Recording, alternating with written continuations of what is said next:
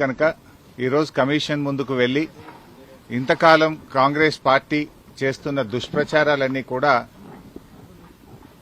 వివరించి వాస్తవాలన్నింటినీ కమిషన్కు తెలియజేస్తాం. సో మా దగ్గర ఉన్నటువంటి పూర్తి సమాచారం అన్ని విషయాలను కూడా కమిషన్ దృష్టికి తీసుకువెళ్తాం.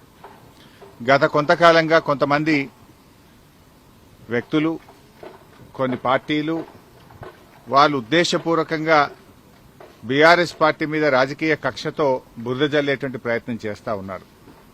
వాస్తవానికి ఒక ప్రభుత్వం విద్వేషంతో కాదు ఆలోచించాల్సింది, వివేకంతో ఆలోచించాలి, విజ్ఞత ప్రదర్శించాలి.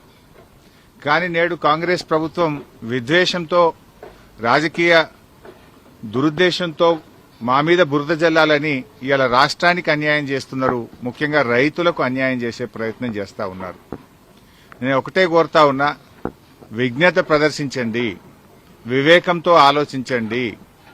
ఈ రాజకీయాల కోసం తెలంగాణ రాష్ట్రం యొక్క నీటి హక్కులను కాలరాయొద్దు అని చెప్పి ఈ ప్రభుత్వానికి హితవు పలుకుతా ఉన్నాను.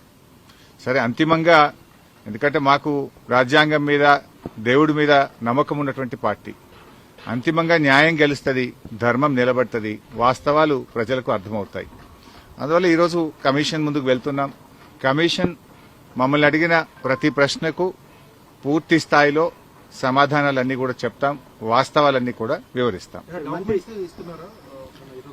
మా దగ్గర కొన్ని డాక్యుమెంట్స్ ఉన్నాయి, ఎందుకంటే మేము ప్రభుత్వంలో లేం. నార్మల్ గా ఏమైతుందంటే ప్రభుత్వంలో దగ్గర అన్ని డాక్యుమెంట్స్ కూడా ఉంటాయి. బట్ మా దగ్గర అందుబాటులో ఉన్నటువంటి సమాచారాన్ని, అందుబాటులో ఉన్నటువంటి డాక్యుమెంట్స్ ను కూడా అందిస్తాం.